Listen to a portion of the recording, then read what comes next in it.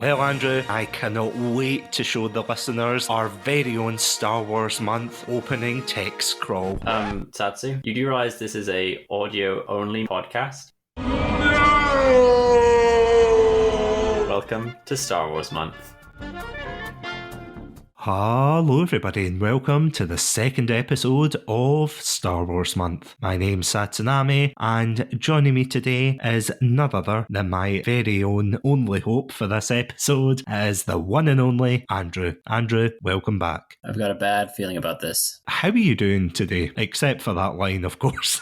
Did I use that in the last episode? Probably.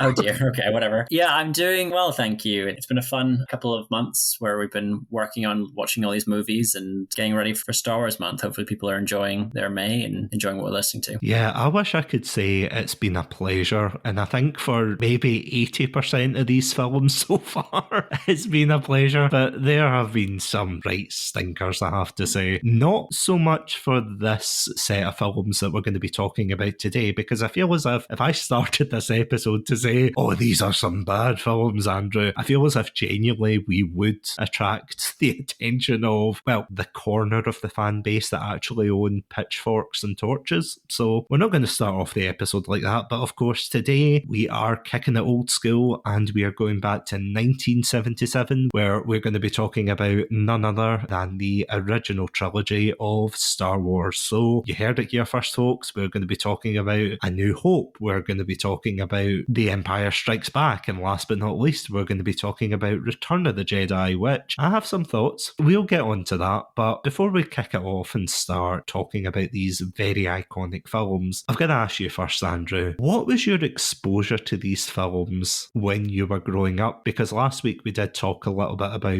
our introductions to the series with the prequels, going to see them in the cinemas and such. So yeah, what's your experience with the original trilogy? Yeah, similar to my experience with the prequels, but the prequels were still kind of coming out while I was younger, whereas the original trilogy had already all come out. But we had the original trilogy on VHS, and so I would watch it, I wouldn't say like super regularly, but I would watch the original trilogy quite often. I think probably Return of the Jedi was the one I watched most frequently of the three. I don't know why that was, but yeah, I would watch that quite often. It was a weird VHS box set that we had that had the four movies. It had Phantom Menace, New Hope, Empire Strikes Back, and Return of the Jedi all together. I don't know why they were packaged in that way. I don't know if maybe the company didn't know that there was going to be another two prequel movies coming out, but I took great enjoyment in looking at the VHS box, which had Darth Vader's face on it, and watching those movies. I didn't really see much difference at the time between the original films and the prequels. They kind of all blurred together for me, more so that when The Phantom Menace was out, less when the later movies came out. But I had a good relationship with Star Wars growing up. I didn't really watch other sci-fi properties. I was never a Star Trek person, but I was always very attached to Star Wars. We always had the toys. We always would reference Chewbacca and Vader doing the Vader noise and Chewbacca's scream, all that kind of stuff. So I'd say Star Wars was an integral part of me growing up and the movies that I was watching. But what about you? Yeah, I would say I'm probably in the same camp with that, because Star Wars for me as well was very integral to my upbringing, I have to say. At the time, I did enjoy the prequels. I loved watching the fight scenes and everything, the flashy effects, and I can't remember the first time I actually watched the original trilogy, but it must have been my dad that introduced me to the original three films, because the joke him and I have together is whenever we talk about Star Wars, and I always used to say, oh yes, episode 4, A New Hope, and he would be like, what do you mean, A New Hope?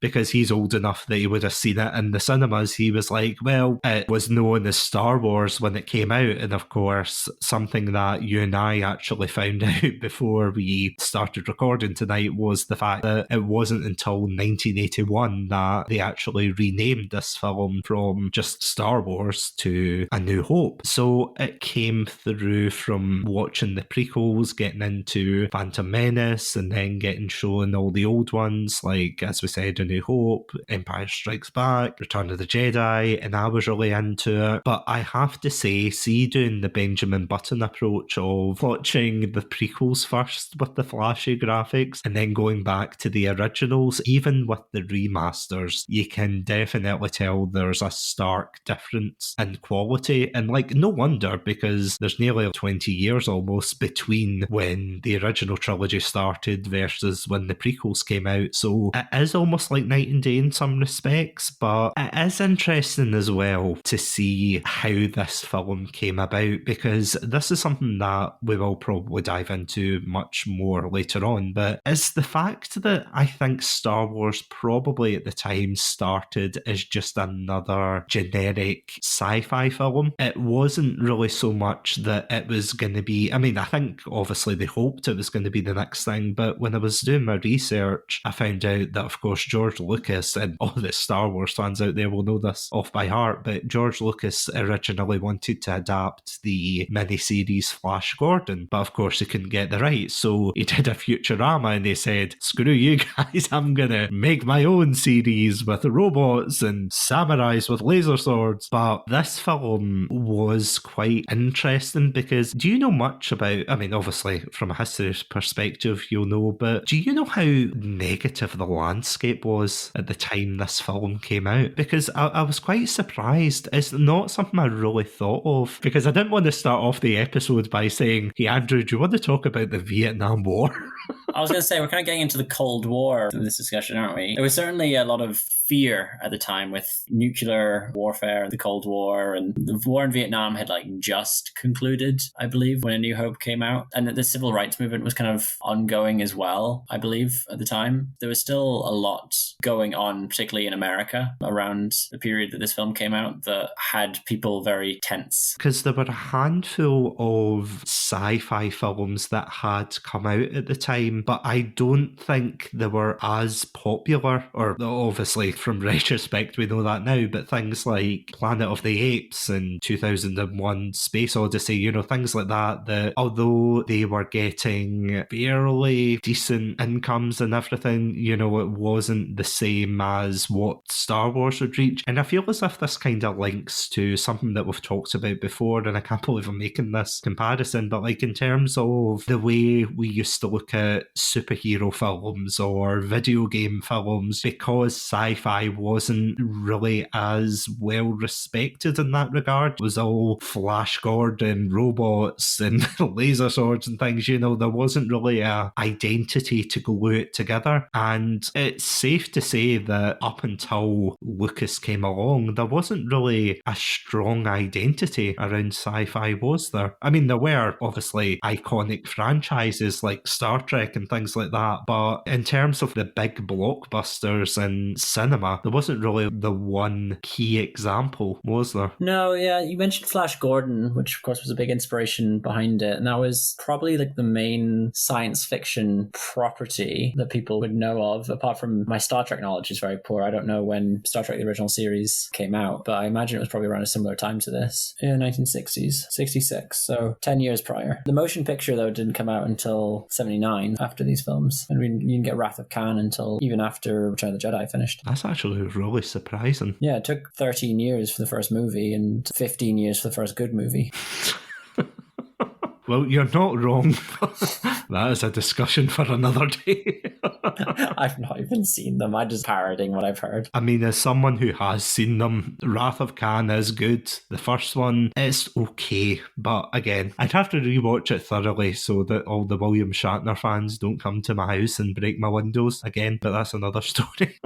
But it did seem as if beyond that, there wasn't really a film like Star Wars. And I know that sounds like such a PR kind of phrase, because I was mentioning this to you. I was watching the documentary for these films, Empire of Dreams, and I would wholeheartedly recommend any Star Wars fans and, just anyone interested in the series who hasn't seen this documentary. It's on Disney Plus, so feel free to go watch it. But it was interesting to see the struggles, the trials, the tribulations that George Lucas went through to actually get these films made, between studio interference, between costume malfunctions and prop breakdowns and things like that. It was actually really surprising to see how much of a struggle this film was to actually make. And then they had to go back and re-edit it, which I have to admit, as a podcaster, I'm not going to lie, I sympathise.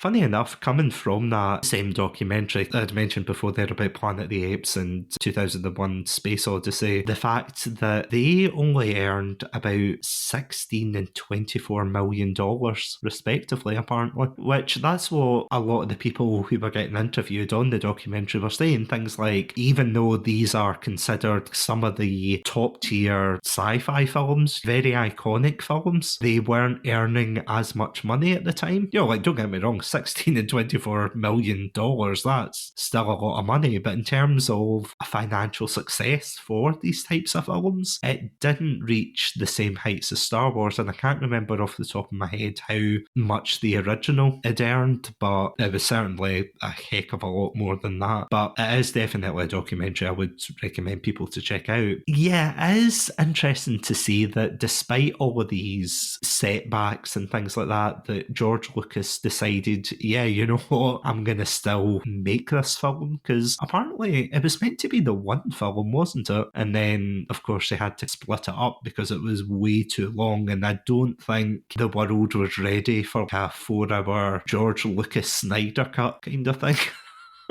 It might have been a better movie because at that point he still had people that said no to him. It's possible that he would have had a bit less of George Lucasness about the final part of the movie. Oh, we'll get onto that, especially with the special editions. Yeah, I have things to say about that for sure. But I mean, see, considering what we could have got with these films, and again, I know all the Star Wars fans out there will be rolling their eyes going, oh, we know this information, but some of the stuff, or rather some of the changes they made were absolutely crazy. Luke Skywalker, of course, he was going to be called Luke Starkiller, I think. He was going to be a 60-year-old general at one point, and Han was going to have green skin and gills. I genuinely had to rewind that part of the documentary where I was like, no.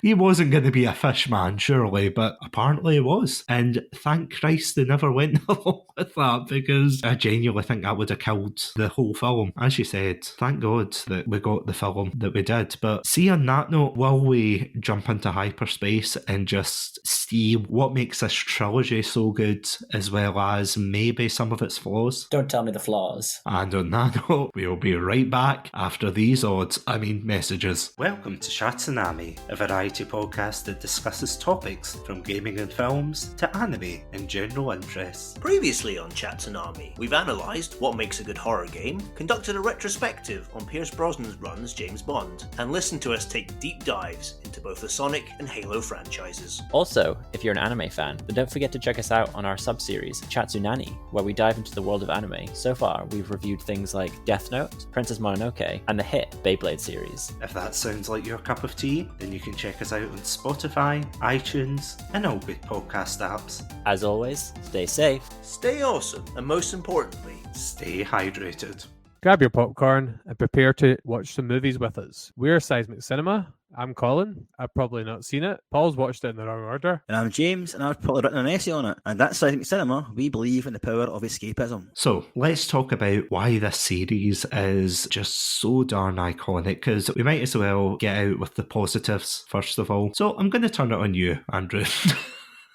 Because as we were talking about before, the fact is that Star Wars, although a lot of people did not expect this to be a hit, it surprisingly made an impact, didn't it? And by that, I'm of course referring to the first film. Yeah, I mean, they all really made quite an impact in different ways, in numerous ways. I mean, I can't say, having not grown up in the 70s and 80s, what the feeling at the time was around those films. But the fact that, adjusting for inflation, A New Hope is the second highest grossing blockbuster ever after Gone with the Wind, that shows it was such a big deal at the time. Because I mean, you're not really getting those numbers from re-releases in the 90s and 2000s. That's solid numbers you're getting from the 70s and probably early 80s. It was such a huge, important movie for that. And you can see why, because it introduced such interesting concepts with what was semi-limited resources. I mean, it went over budget so quickly that they had to kind of just improvise, and the improvisations work so well. Because I mean, if you look at something something, say, like Doctor Who from that time, where the aliens and the monsters and the dashboards of the fancy computers all look very tacky and silly, George Lucas managed to, I'm crediting George Lucas maybe a bit too much for this because it was a huge team that helped him and worked on this, but managed to show such impressive sci-fi concepts within practical effects in ways that looked believable. It's somewhat overshadowed now by the fact that he keeps throwing CGI bits in to compensate where he was like, I wish I could have had that at the time, and so now I have the technology, so I'm going to add that in, which I don't like as much, but we'll get to that a bit later. The movies themselves, they were so impressive, so visually interesting. The story itself is relatively basic, but it's a fun ride. You enjoy the characters. Luke can be a bit whiny, but it's a fun kind of dynamic with him, Han and Leia, and obviously Chewbacca and C-3PO and R2-D2. I was going to say, his aunt and uncle got burnt to a crisp. And you're in the corner like, get over it. Well, he's not even whiny about that, though. He's just whiny about other shit. Yeah, true. No. I'm with you there, I have to say. Yeah, it's interesting what you touched on there when you said it's such a basic story, because I feel as if that's how the story is so timeless with audiences, especially in the past and the future. This is a story that, compared to modern Star Wars, which I found really fascinating, comparing it to what came after it, is the fact that when you look at the new stuff, there's a lot of, to quote Revenge of the Sith, I can't believe I'm quoting this, there are heroes on both sides. Where it's like very morally ambiguous and some people are just acting because they think that they're doing it for the betterment of their cause and vice versa. No. In this film, or rather the whole trilogy, there is none of that. The Empire are evil, the Rebellion are 100% the good guys in this, and it's kind of refreshing, I have to say. Like, I don't think it would work if they kept that storytelling aspect, because I know George Lucas very much took influence, as we said, from things like Flash Gordon, but also surprisingly a lot of things like mythology. And in those very old stories, you've got the very much black and white narrative, you've got the hero, you've got the villain to be slain. There is that development in certain characters like Darth Vader, for example, where he starts to shift, spoilers, from the dark side and then become a little bit good by the end, or rather redeem himself by the end. But for the most part, it is refreshing to see that it is just such a basic story, and I mean that in all the best ways. But something that I noticed, and I don't know if you noticed this as well, do you not think that A New Hope feels very much more like a standard sci-fi film, if that makes sense? Like, it hadn't really found its footing yet. Yeah, I think that's fair. It has the whole boy discovering his greatness and then traveling to defeat the bad guys. But I mean, I may be on the wrong kind of idea with this, but I think Star Wars almost coined that kind of trope. I think a lot of films since can be attributed to that storyline that's particularly A New Hope set about. It may be that that's been a trope way before then, but that's whenever I see it in movies and other stories, that's kind of where I think they're pulling it from. But yeah, I mean, I think maybe it was a bit harsh for me to say a basic story, because I do think that there are elements there that create a template for future stories to follow. Yeah, it's very much the hero's journey type of story. As you said, it's the main character trying to find himself and his place in the world, and then becoming the hero that he needs to be. And something that I think is quite interesting as well, and it's done with a lot of trilogies, and I can't remember the official name for it, but it's like the 3-act structure in storytelling, where it's the first film, as the title suggests, A New Hope. It is very much the positive one. By the end of it, the heroes win and everything, and they are absolutely over the moon that they have triumphed over this evil empire. But then, of course, an Empire Strikes Back, as the name suggests, this is where the characters are at their lowest point. And despite that, they think, okay, we're going to push on and everything. And then by Return of the Jedi, that's the triumphant end where it basically picks up again, not going to lie. And then, of course, all evil is gone, which we know in hindsight that's obviously not the case. That's not how evil empires crumble. If you cut off the head, then you've still got the rest of the body to deal with. But, as a story and like a make-believe one, because I have to say, whether it's interviews with George Lucas or some of the actors, they do kind of emphasise that this is, I wouldn't say primarily for children, but it's very much in the sense that it's accessible to all audiences. Although George Lucas himself has said that these films are for children, I wouldn't so much say that they could be applicable to just children, if you know what I mean. Like, there's a lot of dark moments in these films. And then again, it was made in the 70s, so, you know, it was a different time. But yeah, would you say that its universal appeal is what makes it so timeless? I mean, universal in terms of the demographics that it appeals to. Yeah, I think that there is a lot of things that it manages to hit that allows it to continue to be interesting. I mean, I know Star Wars at the time wasn't received super well by a female audience, but there was a strong female character in there, of Leia, and there was a lot of comedy for sort of an older audience to appreciate and a lot of cute, fun things for kids to enjoy. So I do think that it was very accessible for a lot of audiences to be able to appreciate. And I think that did help it massively. I think as well, just it being such a unique property with such an intriguing ending that left it open for like, oh, what's going to happen? Where are we going to find out more about this character? Are they going to save the galaxy? There were so many things left unanswered in the end of the first movie. It seemed like, yeah, they'd blow up the Death Star. They made like a huge dent in this empire, but there's still so much more to do. The bad guys were still alive. What happens now? Yeah, because it's weird to see what Star Wars has become nowadays, where every single character, every single extra background CGI abomination has a backstory and things, which I feel as if on the one hand is kind of an endearing thing, and it's not something that I see with a lot of sci-fi franchises. But at the same time, I feel as if it goes a little bit over the top at times, especially with, you know, the guy in the cantina that gets his arm chopped off, the guy with like the mixed up nose. Don't look into his Legends background or anything. It is horrific. The backstory. Well, he's wanted in like 7 star systems, so I'm not surprised. Oh, he wasn't kidding about that. Like, I genuinely thought that was all, bluster and haha, he's pretending to be a big badass. No. He is a horrible man. I think Obi-Wan didn't go far enough when they swung at him with the lightsaber. That's all I'm saying. It is horrific. But that's the thing, though, about this franchise, that nowadays, obviously, there's Wikipedia, big shout out to Wikipedia, and other databases that compile all of this information. And, you know, you can practically find a character about really anybody. But I suppose back then you had your imagination. Again, it was so surprising that for a film like this, because as I said, when you watch this, it's not one of those films that I have to say you would initially expect to have taken off. But at the same time, as you said, you and I are both very young. We are not children of the 70s at all. We were born after the Cold War, okay? We were not born during the Cold War. Despite what everyone seems to think, despite what the rumours are telling you. Don't worry, the Red Panda propaganda department is on it, don't you worry. But, oh god, try saying that 3 times. The Red Panda scare. Exactly.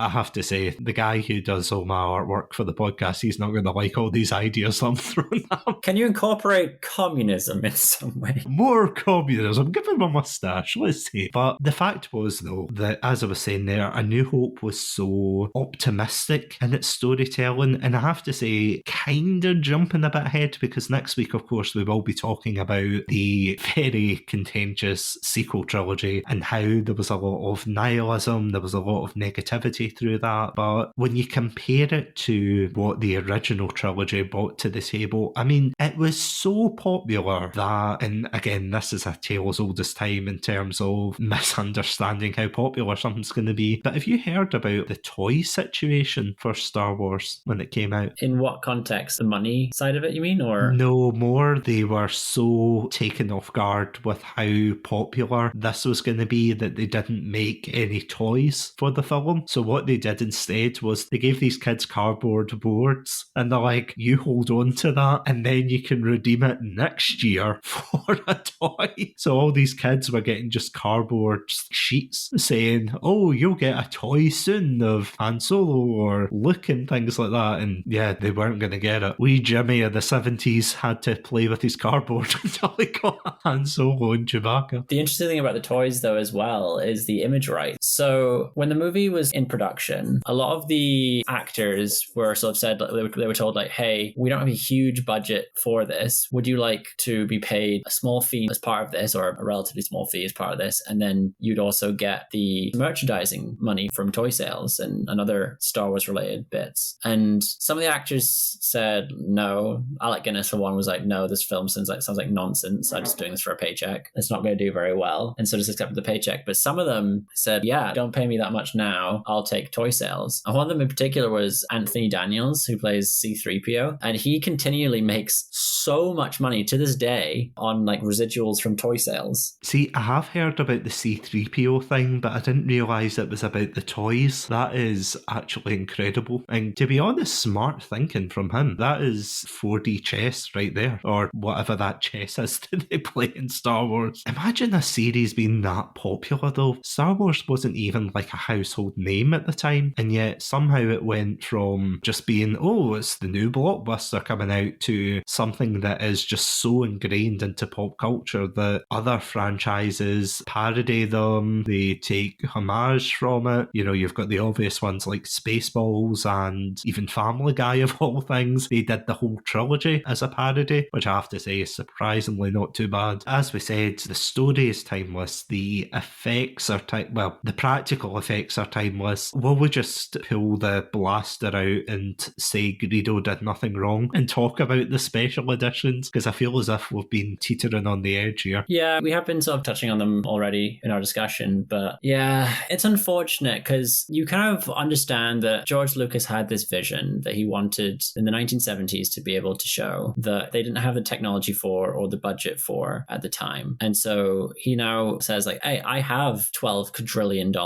and we have better technology now. I want to try and change it so people can see how I wanted Star Wars to be from the very beginning. And so he adds in these CGI moments which are so jarring in this movie, because I watched these on Disney Plus, which of course has all the updated special effects that Lucas added in. You'll just have like a stormtrooper randomly riding a lizard in the background. You're like, why is that stormtrooper on a lizard? What is the need for that? That seems so silly. And then you'll have just other random aliens around. You'll have just like spaceships around. The two most jarring ones for me, I felt, were both in Return of the Jedi. Oh, I know exactly what you're going to bring up here. Yeah. So in the very beginning of Return of the Jedi, you had this scene in Jabba's palace where this band was playing, which originally was Glob Shido and the blue guys, what the fuck it was called. What's the blue dude called again? Max Rebo or something. Yeah, Max Rebo and the Rebo band or something. So you had like Max Rebo and the Rebo band in the original, and he was like a classic. Everyone loves this little blue elephant looking dude that plays like a very jazzy looking instrument. But in the remake, and I had not realized that he'd done this. Either it'd been a long time since I watched it or I hadn't seen this change. But he added in these CGI alien singers who were dancing and singing and just really in the face of the camera. It goes on for a while. Maybe it wasn't as long as I think it was, but it felt like it went on for ages. And you had like this long-lipped alien singing and getting face in front of the camera. It was very kind of fourth wall breaking at times. I was so taken aback. I was like, why has he included this? George, I just want to talk, George. Yeah, straight up. Why have you added this to the movie? Because like there's one thing adding a character in the background just to kind of flesh out what he felt was a little bit empty in terms of a planet needing a bit more things going on. Whatever. I don't necessarily agree with it. Whatever. But adding in a new scene that is that ridiculous and takes you out of the movie to such a degree, like it just seemed like such a bad choice. I don't know why he decided to do it and why no one had enough courage to say to him, George, this looks bad. But yeah, that was the first main one. And the second one was at the very end of the movie with all the different cities celebrating, and you just kind of panned across all the cities. I think every one of them you see in the prequel films, but you do not see nearly any of them in these trilogy. I understand it's kind of showing like, oh, the whole galaxy celebrating like all across the land, even though you haven't met these places. It just shows that the news is far and wide and everyone's so happy that they won. But it doesn't even look that great, to be honest. Like the CGI is okay for early 2000s maybe, but not fantastic. And so like it almost has a bit of a blurriness to it. And you hear a stupid, what's Jar Jar's race called again? It's a Gungan, actually. You hear a stupid Gungan when it goes to, I assume, is that Coruscant? No, Naboo. Yeah, you see Naboo and you could hear a Gungan. My partner was watching the same with me throughout these whole films. She was not a fan of any of them. She didn't like any of these Star Wars films. But when she heard that, she went, oh God, no, not him again. Is that not supposed to be Jar Jar? Which it makes no sense that it is. No, it can't be. I'm sure that's meant to be Jar Jar. No, he shot himself in the head. No, that was his dad. Come on. George. His dad, George. Think of your son. And then he just blasts his head. Oh my God, that's an excellent comic. Please, everybody read that instead. But I am 110% with you in those changes. I think the opening is probably why I hate Return of the Jedi so much compared to the other films. Because see, with the other two, and I don't know how you feel about this, but for the other two, like the first one, obviously it's the iconic one. It's got kind of one or two minor faults, but you know what? In terms of what is set out to achieve, the effects and everything, despite the stupid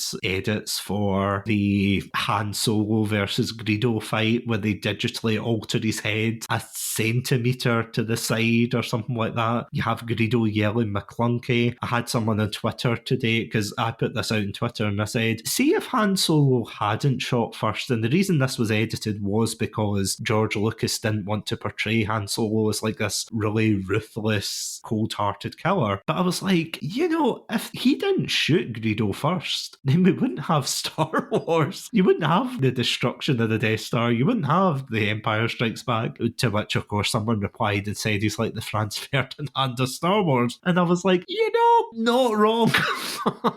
At the same time, though, the first one does what it's set out to do, and the second one has some minor changes, but it's exactly like, you know what artists do when they create a perfect picture, and then they say, okay, I can touch up this bit. Oh no, I have to touch up this bit and that bit. Because as you said, there's some really stupid moments that you touched on there. One of which is they add more rocks in front of R2-D2 in A New Hope when he's hiding. And then there's another one where they digitally alter the voice that Obi-Wan Kenobi makes when he's scaring off the Tusken Raiders. And it sounds so stupid. It sounds like him going, woo, rather than, you know, the really cool deep voice he had before. But then going back to Return of the Jedi, it feels as if the first two films knew what they wanted to be, but then the third film has two separate films within it, and I'll have to go back and watch them because I've actually got the DVD versions of these where I've got the original theatrical cut and I've got the, well, updated ones for the time. But as you said, if you go into Disney Plus, you're getting the 2014 version. It's either 2011 or 2014 version, but whatever the latest version is that he updated. And it feels like two separate films when you watch Return of the Jedi. I hate, this might be a very spicy take, I don't know how you feel, but I hate the opening of Return of the Jedi. The title crawl? No, the whole Tatooine thing. Oh, okay, yeah. The whole sequence, I feel as if it's so unnecessary. There's no reason for that all to be in the film. There's no reason why Leia had to be chained up and everything. There's no reason to it, and yet for some reason it's in the film, and then all of a sudden after that's over they're like, okay, let's get to the main part of the film. I feel as if, although it's obviously held in high regard, it just seems jarring, and especially as you said with the special editions, because have you heard what Darth Vader says at the very end? The no bit? Yeah, that's the one. I can remember if that was added in or if that was originally there, because obviously they have the very awkward, cringy no at the end of Revenge of the Sith that Darth Vader does. So I don't know if they wanted to be like, oh, it's not actually really dorky. He actually says it in the original movies as well. See, we didn't change anything. This is what he always sounded like. Oh no, he 100% did not say it, because the outcry of fans at the time when they saw this, and they're like, really? Is this what you wanted, George? Was this your vision? Honestly, it feels as if, as you said, he just went back, and to quote the man himself, he may have gone a wee bit too far in a few places. Which, see, in all seriousness, considering this is a director that genuinely, for his early work and things, I cannot praise him enough for the first film especially, because the amount of innovation that he brought to the table with his filmmaking and the practical effects that he brought, and obviously, as you were saying as well, it's not just George Lucas on his own in a garden shed or something making all these props, but the fact that he brought this to the table, and it's safe to say probably revolutionised quite a bit of technology technology that people brought to the table when it came to filmmaking as a whole. One fact that I thought was actually interesting was that I think LucasArts actually used to own Pixar and then they sold them off to Disney. And then Disney bought LucasArts. The circle is complete. When you first knew me, I was but the buyer. Now I am the master, etc., etc. Fill in your own joke here, but I feel as if he did such a good job at the very beginning, and then, as you said, he just decided to take it a bit too far. Can you think of any other films that do that? Not that I can think off the top of my head now. I can't think of any films that have been retroactively kind of changed. I mean, even with the extended edition for Lord of the Rings, for example, that's maybe the closest I can think of, and even then they didn't go back and, I don't know, put eagles in the background for Rivendell or added a million more horses for the Charge of the Rohirrim or something. Seeing that note, will we slide into the negatives of these films? Because again, I'm probably skipping ahead a bit to say that we're probably going to have a very positive review of these films, but will we touch on some negatives? Yeah, I think so. As long as we make that little sandwich and come back to highlight some of the more positives, because I certainly have things to say. This is our Empire Strikes Back of the criticism. This is the low point of the journey, so strap in. Wait, are you saying Empire Strikes Back is the worst? No. I mean, in terms of this is the low point for our review. Oh, like in terms of the rebellion, like it's the low point of the rebellion. Yeah. Oh, I see. Okay. You see, it's like poetry, it rhymes, There's certainly a few things that I do think were negative that were present even before George Lucas got his grimy billionaire hands all over the editing board. So very strange scenes pretty early on, like when C-3PO and R2-D2 are escaping in that pod, the ship is leaving and you're the Empire and you've just taken over an enemy ship. A shuttle launches from that ship to like potentially escape, and you see that and you do like, all right, let's do a life form scan, and they scan it like, oh, there's no life forms in there. We're in a world that robots exist, but there's no life forms, so it's not a threat. Why wouldn't you just be like, well, there's better be safe than sorry, let's destroy that ship? It's so pernickety and you kind of have to suspend your disbelief, but it does seem very strange that what do they have to lose by not just destroying that ship? 8 more movies, but otherwise that doesn't really make sense that the Empire would do that. Yeah, there's a lot of easily avoidable moments that the Empire just keep fumbling at. Yeah, but sorry, go on.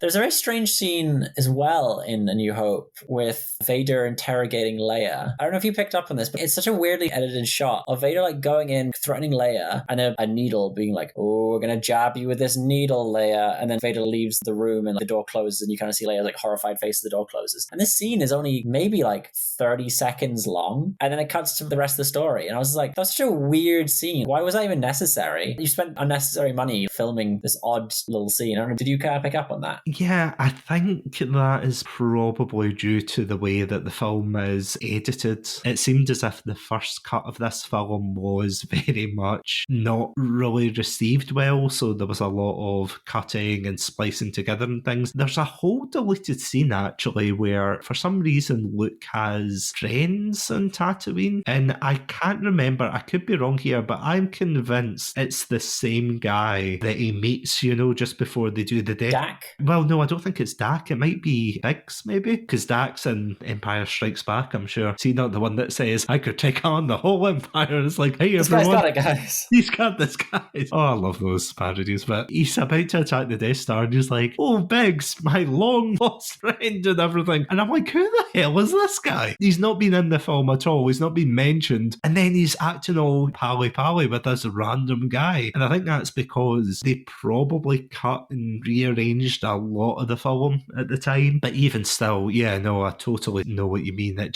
seems like quite a dark scene. And it seems as if they always use needles. I don't know if you picked up on that as well. Because, in Empire Strikes Back, when they're torturing Han, and he's on the kind of moving bed thing, and they move him towards these needles and things. Yeah. What is the Empire's fascination with needles and torture? I mean, don't get me wrong, I can see the appeal, but it's pretty bad. In the world of force powers and things like that, it's good to know that needles are still the most threatening thing in the far future, in the galaxy far, far away in that time long, long ago, etc. But yeah, no, there's a lot of weird scenes like that. Speaking of stilted, do you feel as if the dialogue, and again, I know it's the first of its kind, but do you feel as if the dialogue's quite stinted? Yes. The dialogue and the acting in general I found to be a bit strange at times. I don't think that Mark Hamill is a particularly strong actor. I think his voice acting is very good, but I don't find him to be a particularly good live action actor. Not just him. There was scenes with lots of the characters that I felt were a little bit awkward and stilted, as you said. And then you had Vader. The poor guy in the Vader suit must have had such limited mobility and it been so uncomfortable because it always looks like he's looking up in moves in such awkward ways. He's always like shifting very awkwardly. Was there not a thing about that though, that he didn't know that he was going to get his voice dubbed over? Yeah, unfortunately he didn't know. To my memory, he didn't know until he watched the movie that James Earl Jones was dubbing over his voice. He thought he was going to be in the movie. I mean, to be fair though, the guy of course we're talking about is David Prowse, which I have to say, you know, he obviously does fantastic work on screen to bring the character to life and everything, but his voice does not match what's... And again, I don't know if they could have pitched it down maybe, but yeah. He was from the north of England, wasn't he? Yeah. He wasn't from Newcastle. I think he was from Liverpool or one of those kind of places. Yeah, something like that. And I have to say, compared to James Earl Jones, it is no contest,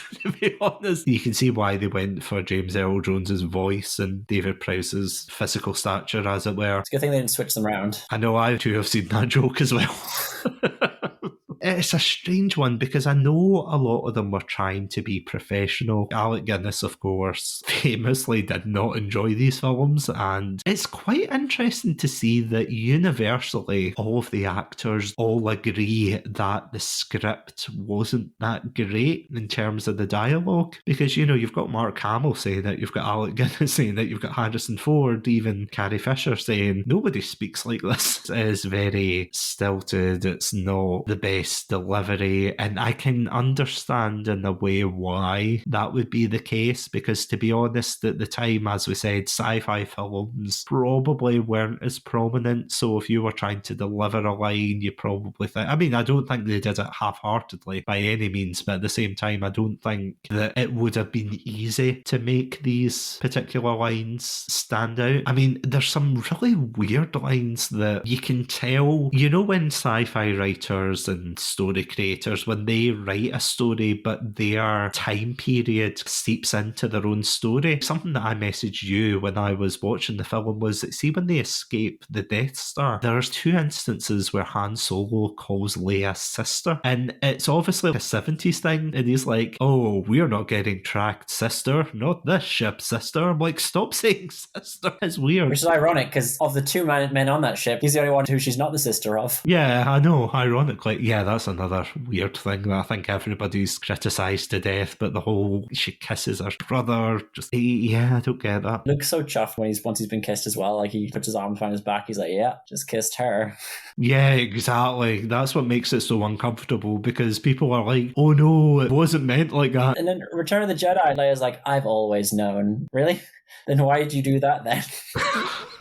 What's wrong with you, Leia? Yeah, I feel as if Leia, and especially a lot of the other characters in Return of the Jedi, are a lot more subdued, which feels really weird. I don't know if you've picked up on this as well, but especially with Leia, you know, in the first one, she's quite sassy, but still can take care of herself. And even in the second one, although she obviously gets into trouble with the other characters, she still holds her own. But, I mean, in the third one, of course, she does that as well, but she's just very, as you said, oh, I always knew. It's the same with Luke, because I know technically he's supposed to be a stoic Jedi, and it's not until the very end where he has that burst of emotion, which I think is one of the better scenes in the film. But, you know, beyond that, I feel as if everyone's kind of muted, which is weird, because it starts off with a giant space slug chaining up his sister and unfreezing Han Solo, who was supposed to be dead at that point. So, and I think Harrison Ford wishes he was, because he was checked out in that final movie. I think everybody was checked out by the end, because this is something that I honestly did not notice, and it's something I mentioned before, that Alec Guinness, who of course is so iconic in this film series as Obi-Wan Kenobi, and you know, even today when people look at Obi-Wan Kenobi, obviously they look at Ewan McGregor, but they can see the influences between the 2 characters and the portrayals. But he actively hated this film, and he was professional, that's what everyone seems to to say about it. He was such a professional actor and he's such a distinguished actor. But in Return of the Jedi, there's a scene where he appears as a Force ghost. It wasn't until I was watching I think it was a commentary track from Red Letter Media, who have covered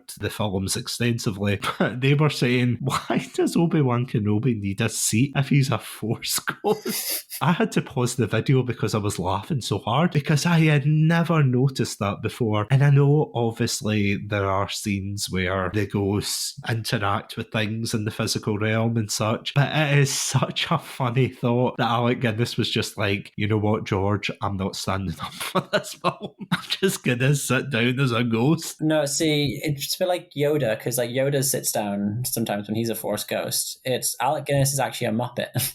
I think someone puppeting him, so they have to hide him, so he's sitting down. Yeah, I wouldn't be surprised if they had to get a body double, so it's just they filmed the back of his head. Speaking of the Force ghost scene at the end, you have Hayden Christensen now replacing the original actor. Is it Peter Mayhew, did you say? No, Peter Mayhew is Chewbacca. Which would also be hilarious.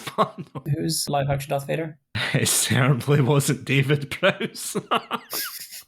Sorry, that's bad. I shouldn't laugh. Yeah, because he thought he was getting his big scene. So it was Sebastian Shaw who played him. They played Mask Off Vader. Yeah, Mask Off Vader. Because again, that was one of the other critiques that David Prowse was expecting to be the one that when they pulled off the mask, it would be his head. And yeah, it wasn't. Poor guy. I know, he got shafted at every turn. I feel as if they could have thrown him a bone or something, but no, I think Lucas was just like, no, screw this guy, Yeah, screw this guy. But yeah, the Hayden Christensen edit makes zero sense. I mean, genuinely, unless you watch it from the prequels to the original trilogy, then maybe it makes sense, but even then, that's not the Anakin Skywalker that Luke saw in his final moments. And he also became younger again, so it's like, can you imagine if they edited out Alec Guinness and instead of being Alec Guinness, it was Ewan McGregor? You wouldn't actually enjoy these films, so that would have made more sense to have him there than Alec Guinness. Yeah, I wouldn't be surprised.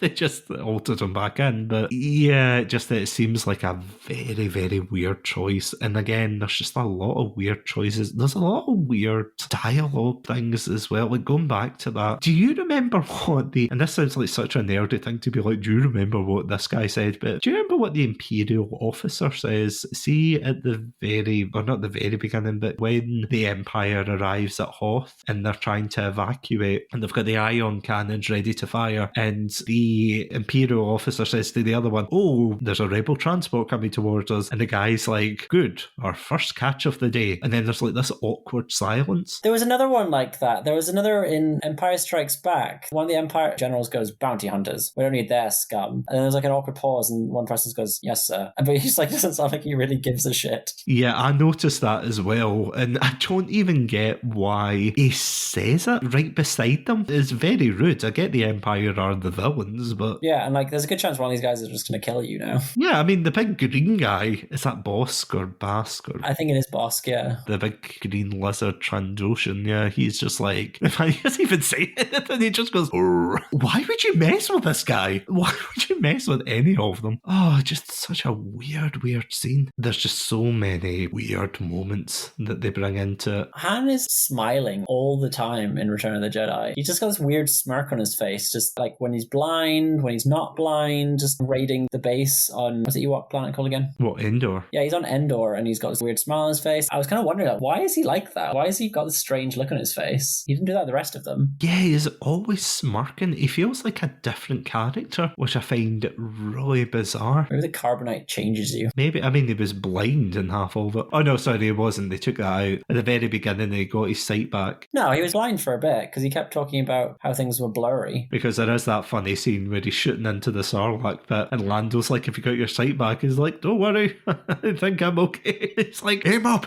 up. And he keeps going like, Boba Fett, Boba Fett. Boba, where's Boba? It feels like a Three Stooges sketch. That was very Three Stooges. The fact that Boba Fett gets beaten by an accident is so silly. Also, can I just say, I absolutely hate the way that Luke Skywalker handles a lightsaber at the beginning of the film. He swings that like a baseball bat. I understand why he does it at the very end, because this is something that really baffles me. The fact that George Lucas also took inspiration from samurai films and things like that. So that's why, although a lot of prequel enjoyers do criticise the slower pace, the reason for the fights being so slow paced is because they're based on traditional samurai fights where it is just two people facing off, and you know, it's almost like the kendo fighting as well. But at the end of the day, it's supposed to be slow and methodical, and you can see, at least in Empire Strikes Back, that shows that Luke is very inexperienced versus Vader, who's just like a walking tank with a lightsaber. But then you get to the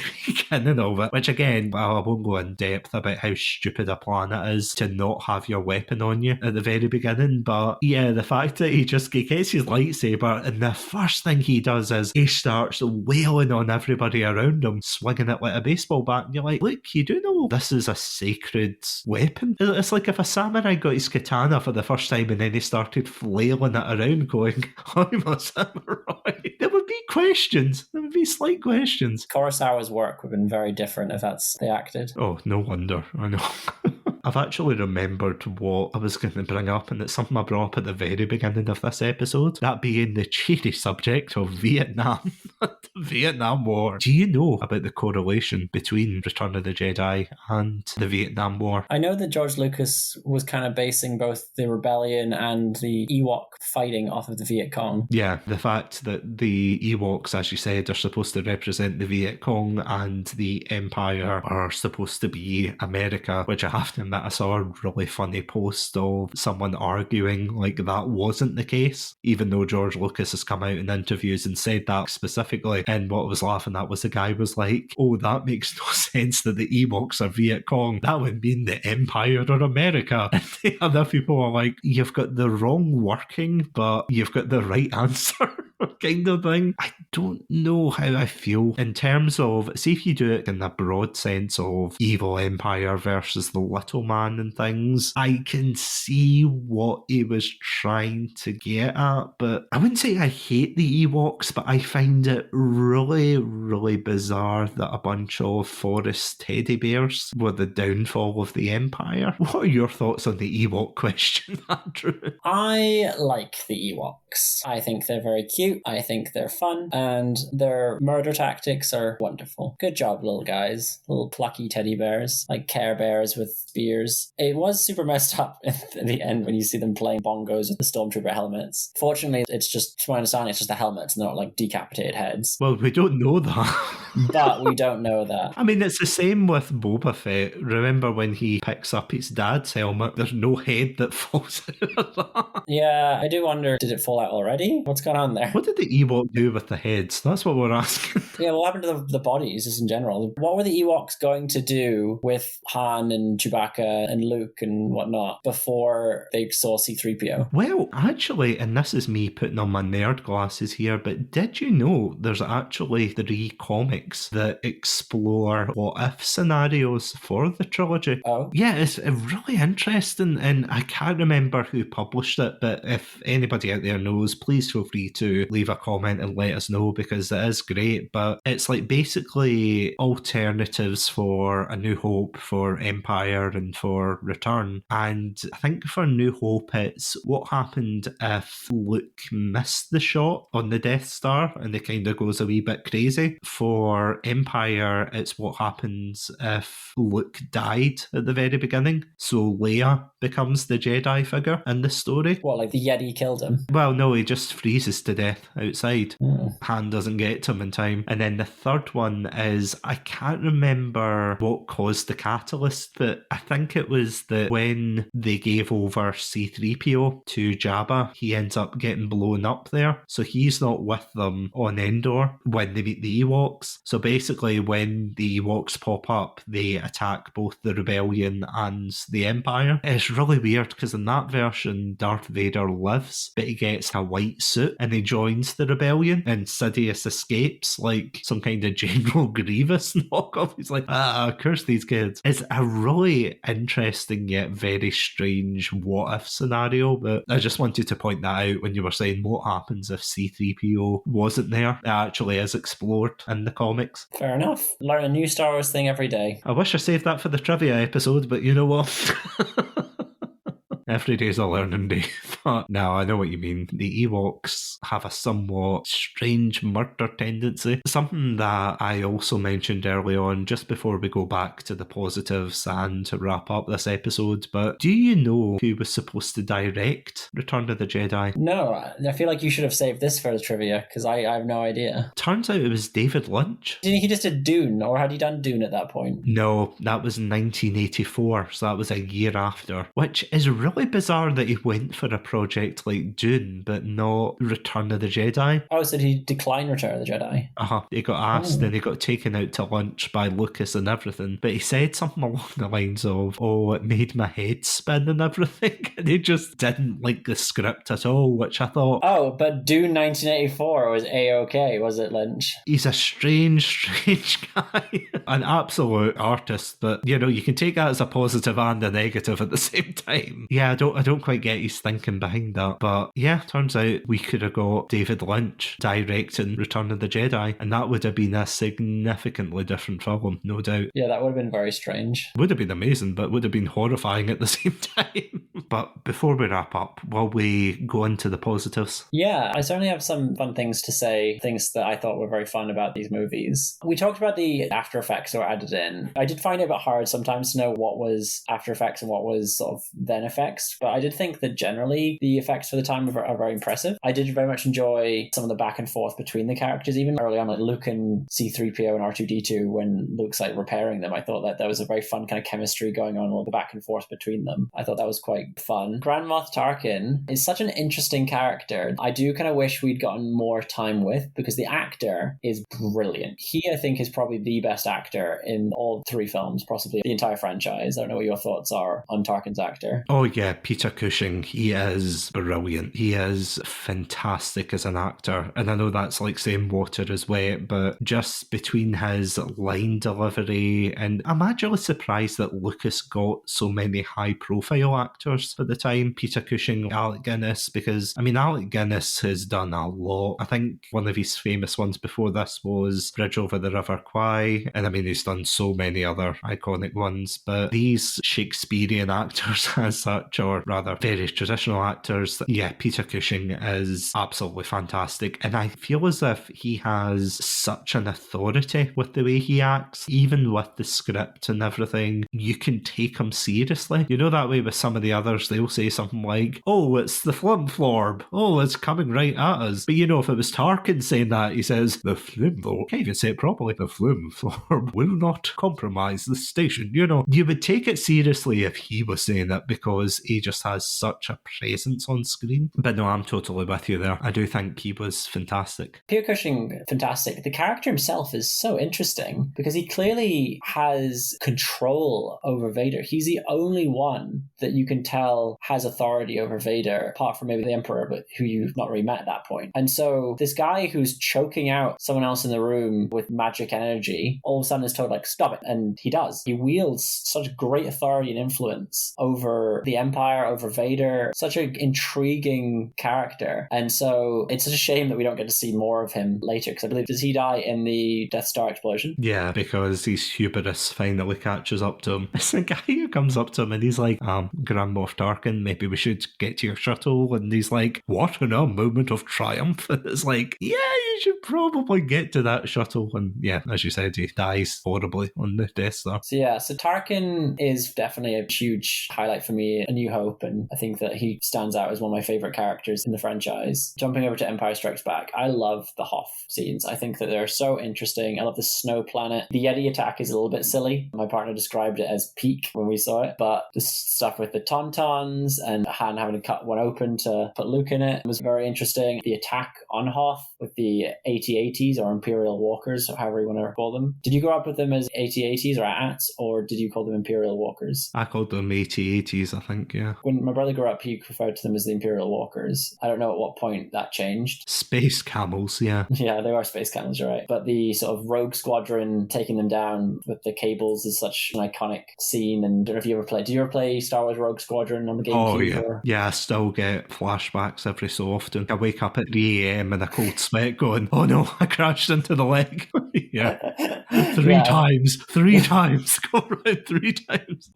It certainly triggered memories, whether it was positive or negative, I can't truly say. But watching that scene in the movie, it just kind of reminded me completely of those games. And I had such a nostalgic hit that I hadn't thought of in such a long time. There's a scene where one of the Empire vessels takes evasive action and like the whole thing stutters and everyone falls over. And it made me laugh. I don't know if you had any kind of reaction to it. I remember there was a weird moment in Return of the Jedi where the A-Wing crashes into the command bridge of the Super Star Destroyer. Yeah, and it blows it up, kills like a bunch of them. It's like, that seems a bit flawed. I feel like that should have been... I feel like there should have been a backup command centre. And this is me showing my nerd colours here, and granted the series came later, but even on the Starship Enterprise, they had 2 command centres on that damn ship. So I feel like for a ship of that size, they should have had it. But the thing that's really weird is, see, when it crashes, the 2 guys jump off to try and obviously avoid it, but there is that slow motion almost. I'm expecting it to fade to white and be like, and that's how Imperial Officer 1 and 2 died, kind of thing, and have an ad memoriam after it. I was like, what the hell?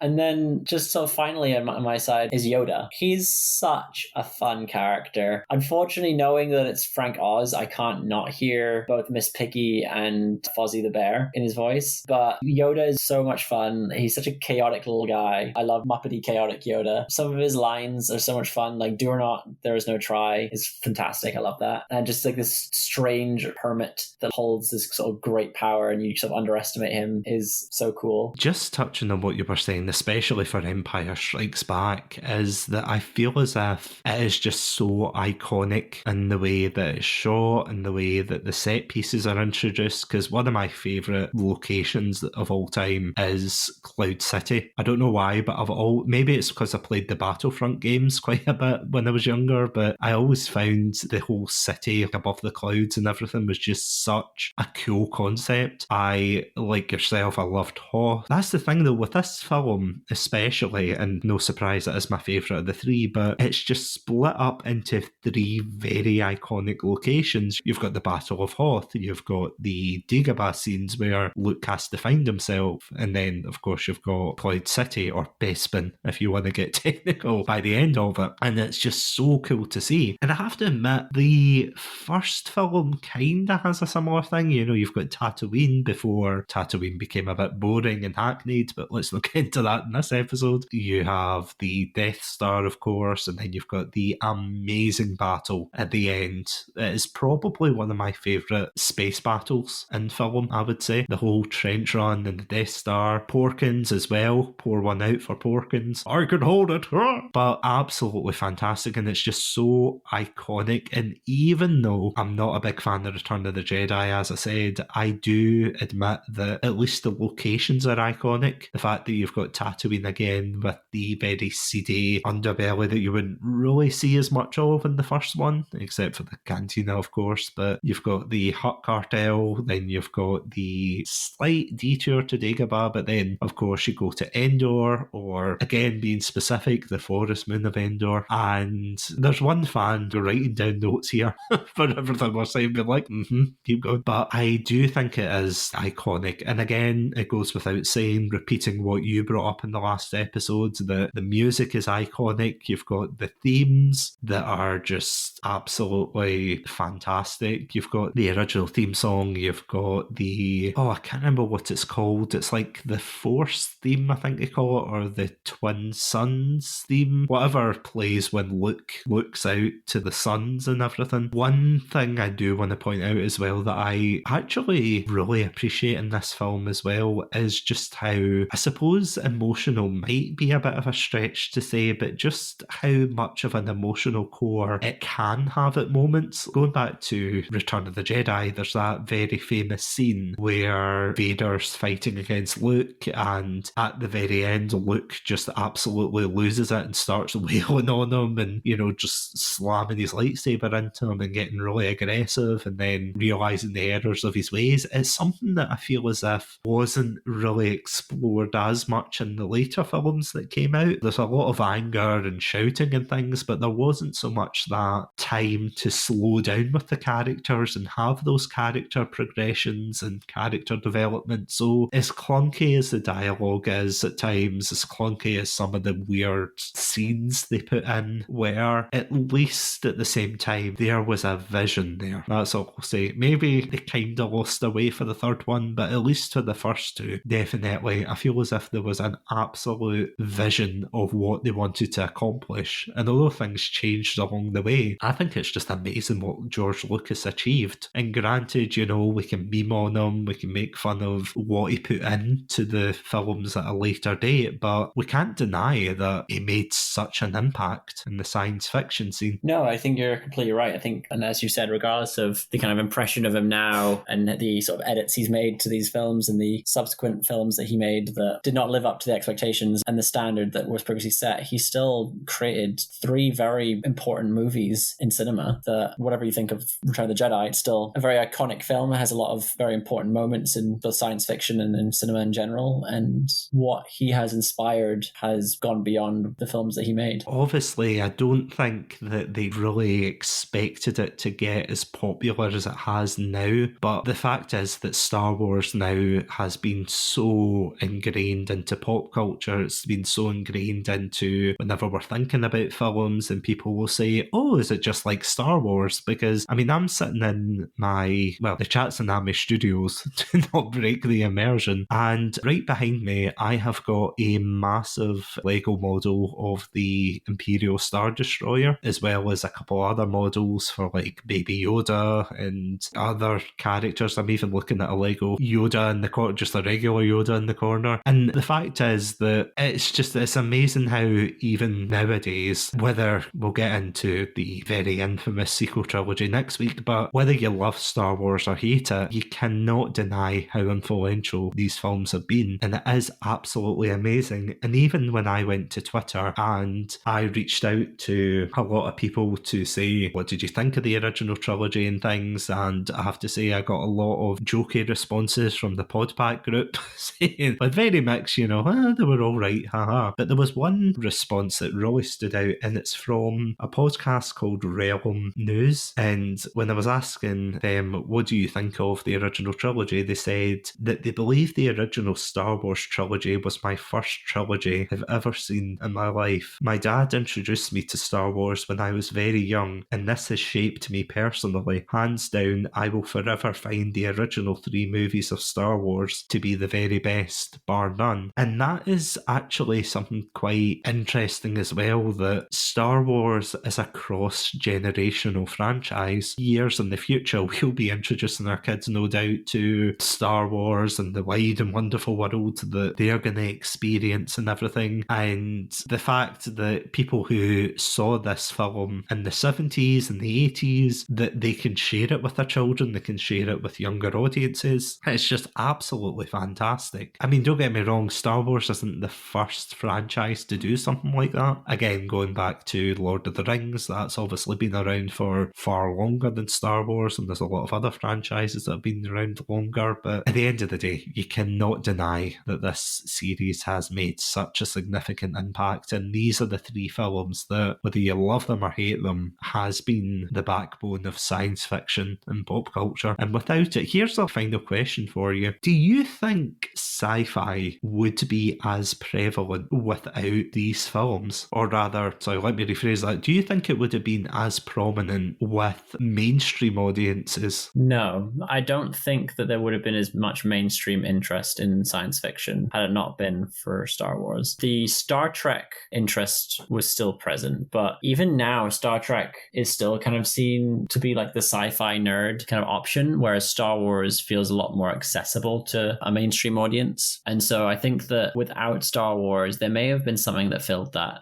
gap and that we talk about now. But I don't think that we would have had the level of knowledge even of sort of science fiction terminology had it not been for Star Wars. Yeah, because the ironic thing is, nowadays Star Trek seems to be trying to pivot towards more of a Star Wars approach. More action. Yeah, they're trying trying to be more action oriented. They're trying to throw in swear words and be like, oh, look, we're super cool. And don't get me wrong, Star Wars doesn't really swear except for the odd hell here or there. But yeah, it's weird to think that Star Trek went from it is a slow burner of a series in comparison to Star Wars, I will admit that, but it's like a completely different beast, and I 100% agree with you in that sense that although I love Star Trek, I think it's a fantastic series in its own right, I don't think it would have had the same appeal because it's still got that stigma of people being very defensive about it, quite gatekeepy, and there's still barriers there that I think normal fans of sci-fi would maybe be a bit intimidated by or think, I don't know. So the fact that Star Wars almost acts as that bridge, and again, whether you like Star Wars or you think it's too fantastical and silly, because I'm not saying Star Wars is hard sci-fi, if anything it's more like science fantasy, but at the same time it's enough of a bridge to gap between people's introductions into the genre, and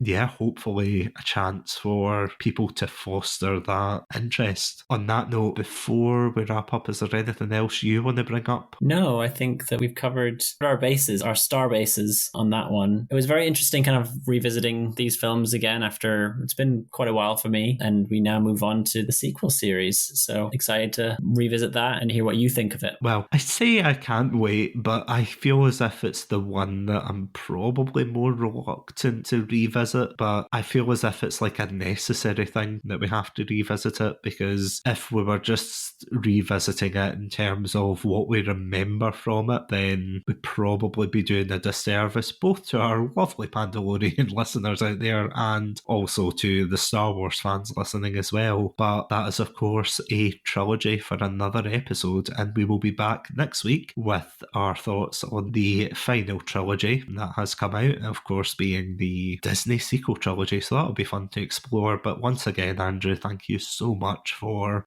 once again jumping into this galaxy far, far away. Yeah, well, thank you so much for having me, for inviting me on again, and it was fun to talk about. And of course, before we wrap up, where can these lovely Pandalorian listeners find your content? Well, you can listen to some of my other episodes on Chatsunami. We've explored lots of different topics over the past couple of years now, so please follow Chatsunami to listen to those. Don't listen to the ones that don't have me, they're not as good, but facts.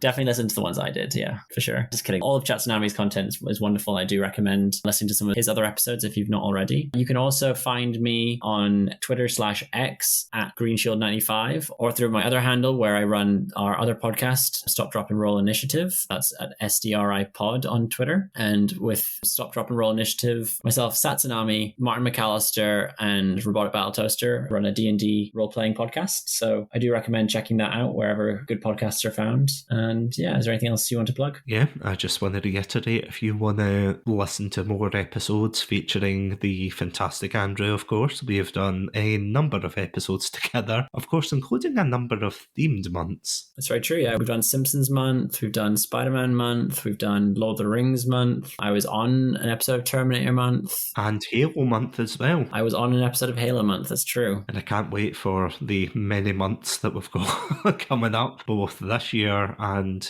next year. We're planning well in advance for our themed months, so you can look forward to those for many years to come.